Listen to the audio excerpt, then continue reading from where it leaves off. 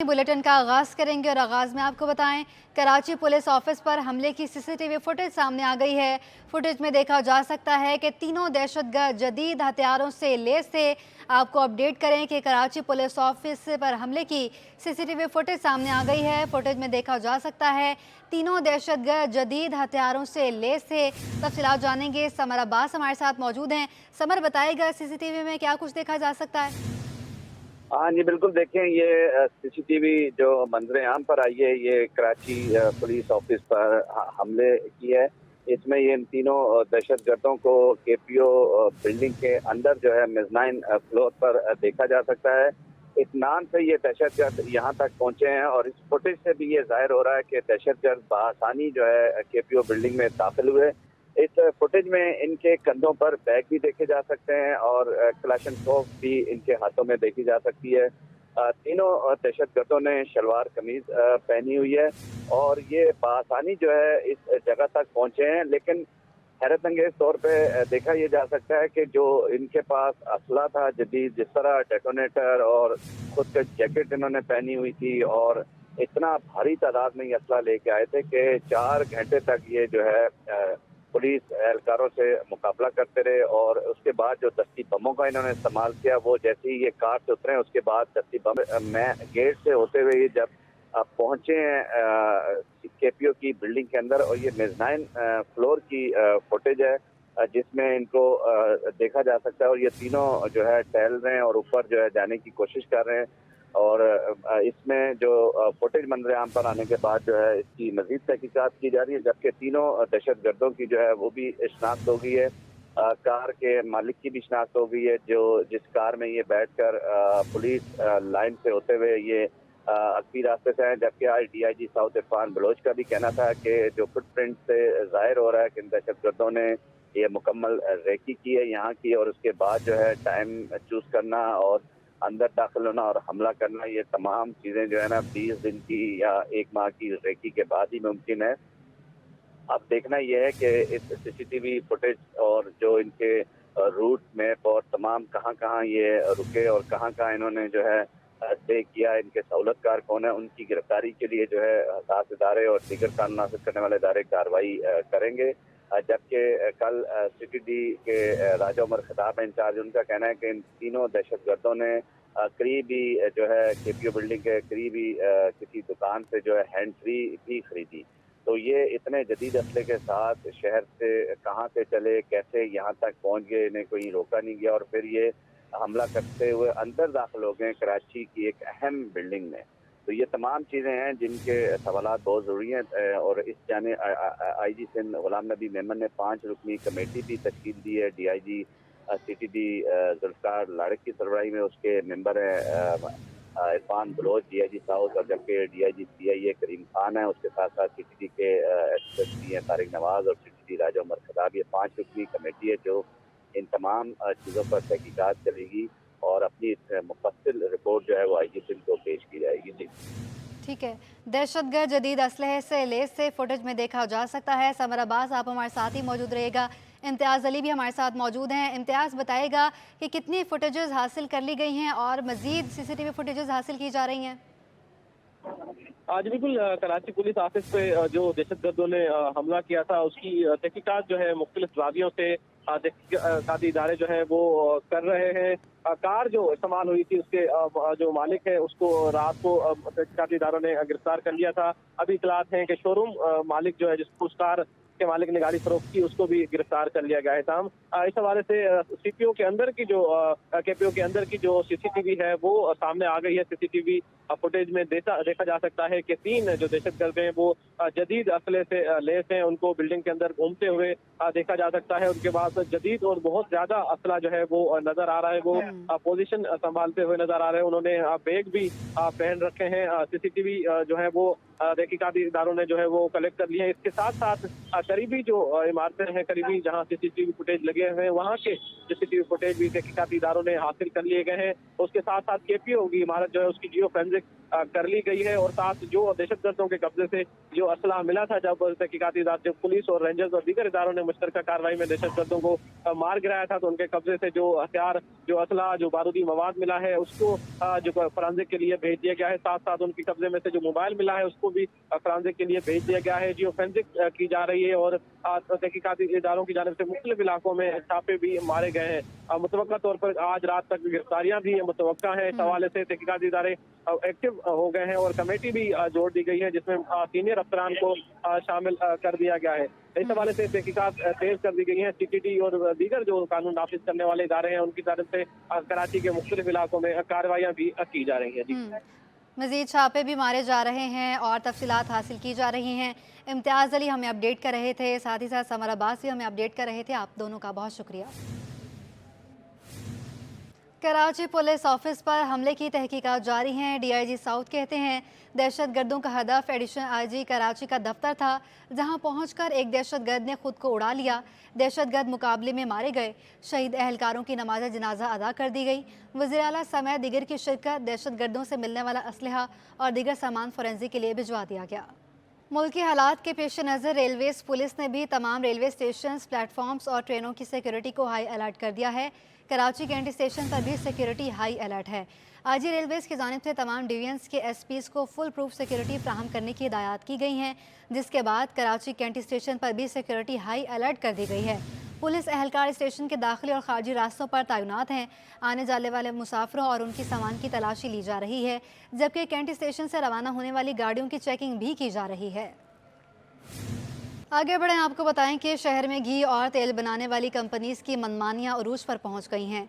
ए brand का तेल 15 रुपये फी लीटर तक महंगा हो गया, जबकि खुले तेल की कीमत में 100 रुपये तक का इजाफा हो गया। कराची में घी और तेल बनाने वाली कंपनियों ने कीमतें बढ़ा दी। एक हफ्ते के दौरान ए ब्रांड का तेल 15 रुपए इजाफे से 660 रुपए फी लीटर पर पहुंच गया। खुला तेल 100 रुपए तक महंगा होकर 580 रुपए लीटर तक जा पहुंचा, जबकि खुला घी 70 रुपए इजाफे से 520 रुपए किलो तक पहुंच गया। दुकानदारों का कहना है कि कंपनियां कीमतों में इजाफे के जावाज LCs न खुलने को करार देती हैं। तेल की कीमतें बढ़ने से कारोबार पे तो असर पड़ता है, लेकिन जो बेचारा गरीब आदमी जो है, जो रोज़ का आधा किलो तेल अगर 250 रुपये का खरीदता था, अब वो आधा किलो तेल 300 रुपये का खरीदता है। तेल और घी की कीमतें बढ़ने पर शहरी हुकूमत को दवाइयाँ देने लगे।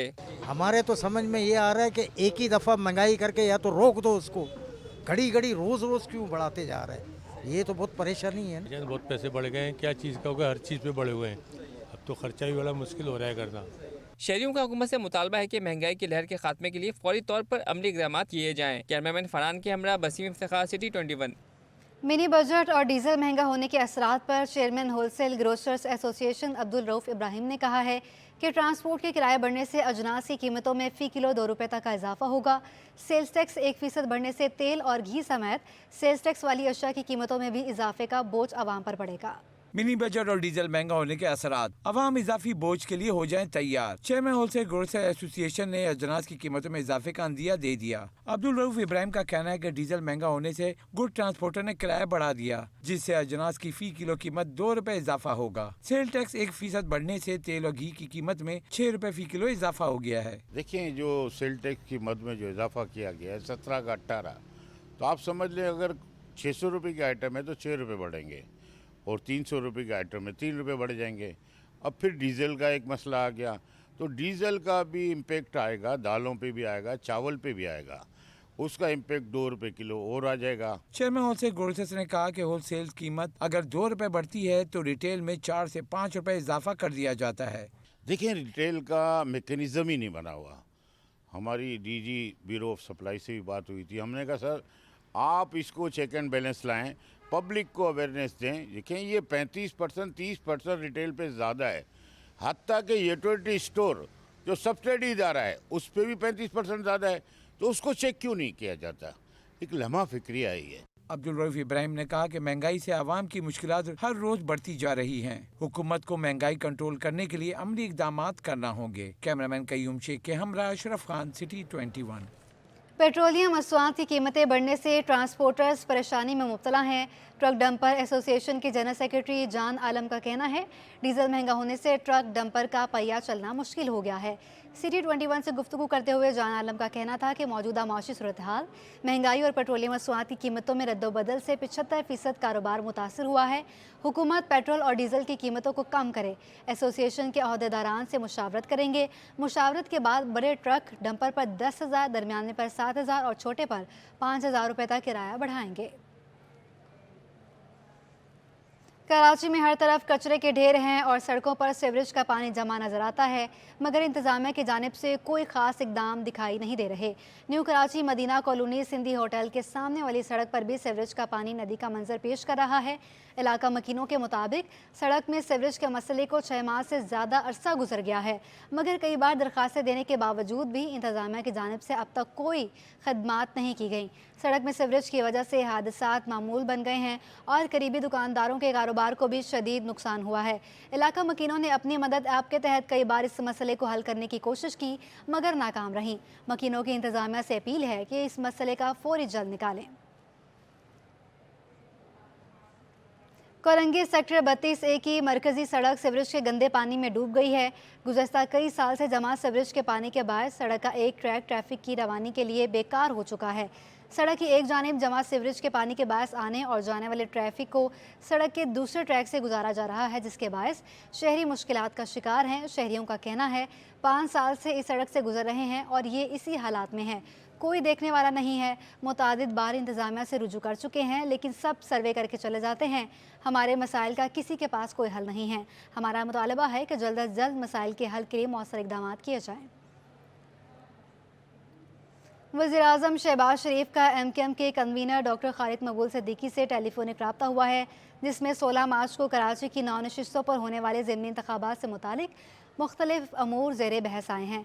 कन्वीनर MKM की जानिब से वज़ीर-ए-आज़म को राब्ता कमेटी से मुशावरत के बाद अपने फैसले से आगाह करने पर जोर दिया गया है।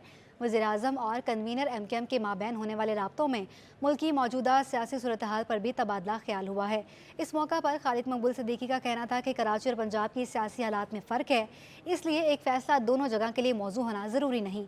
MKM पहले ही बल्दियाती इंतखाबात से बॉयकॉट कर चुकी है। देखना होगा राब्ता कमेटी से मुशावरत के बाद ही इंतखाबी अमल में हिस्सा लेने या न लेने का हतमी फ़ैसला करेंगे। ब्रेक के बाद आपको बताएं कि जामिया कराची के शोबा फ़ारसी के सीनियर रिटायर्ड उस्ताद डॉक्टर सैयद हुसैन जाफ़र हलीम ने गुज़श्ता रोज़ इंतकाल कर गए। मरहूम का सोयम इतवार दोपहर 4 बजे इमाम बारगाह अली रज़ा न्यू रिजविया सोसाइटी में होगा। डॉक्टर सैयद हुसैन जाफ़र हलीम 1 जुलाई 1937 को हिंदुस्तान के शहर जौनपुर में पैदा हुए। जामिया कराची से फ़ारसी ज़ुबान और अदब में मास्टर की डिग्री हासिल करने के बाद ईरानी हुकूमत के स्कॉलरशिप के साथ आला तालीम के लिए तेहरान चले गए। 1974 में तेहरान यूनिवर्सिटी से फ़ारसी ज़ुबान और अदब में डॉक्टरेट की डिग्री हासिल करने के बाद पाकिस्तान वापस आ गए और डिग्री कॉलेज गिलगित में बतौर लेक्चरार तैनात हुए। इस कॉलेज में 8 साल खिदमत देने के बाद 1984 में जामिया कराची के शोबा फ़ारसी से बतौर उस्ताद वाबस्ता हुए और रिटायरमेंट तक फ़र्ज़ शनासी, दयानतदारी और खुश इसलूबी से तदरीस व तहकीक का फ़रीज़ा अंजाम दिया। अब आपको बताएं कि वर्चुअल यूनिवर्सिटी ऑफ पाकिस्तान का 12वां कॉन्वोकेशन आज मुनाकिद हुआ, जिसमें 12 गोल्ड मेडलिस्ट समेत 535 तालिब इल्मों को डिग्रियां तफवीज़ की गईं।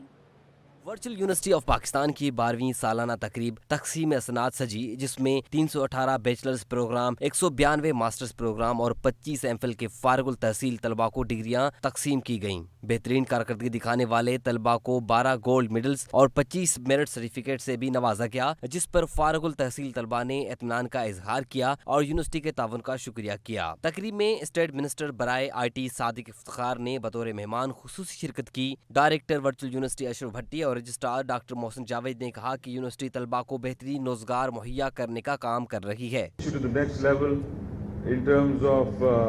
Jobs, opportunities, continuing education.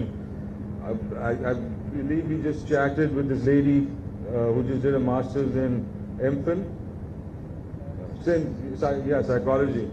So such success stories. It's just being a wonderful part of this journey and being a part of this program. It's just overwhelming. Thank you so much for having me. Convocation में mass communication समेत शोबा IT, virtual studies और BS biotechnology से ताल्लुक रखने वाले तलबा शरीक हुए। कैमरा टीम के हमरा Syed Zubair Rashid, city 21। Exchange companies association general secretary Zafar Paracha का कहना है कि डॉलर का फ़र्क कम होने से बरामदात और तरसियात ज़र की रकम भी आनी शुरू हो गई है। एक्सचेंज कंपनीज यौमिया 1 करोड़ डॉलर इंटरबैंक में फराहम कर रही है। रुपए की कदर में मजीद बेहतरी होगी। एक्सचेंज कंपनीज एसोसिएशन के जनरल सेक्रेटरी जफर पराचा का कहना है कि बरामदात की मद में डॉलर आने से रुपया तगड़ा हुआ। जफर पराचा ने कहा कि स्टेट बैंक ज़खायर मुसलसल कमी के बाद बढ़ने से रुपए पर प्रेशर कम हुआ। एक हफ्ते में इंटरबैंक में डॉलर 6.5 रुपए, ओपन मार्केट में 5 रुपए सस्ता हुआ। जफर पराचा ने कहा कि IMF प्रोग्राम बहाल होने के बाद दीगर डोनर से भी फंड्स मिलेंगे, जिससे रुपए की कदर में बेहतरी होगी।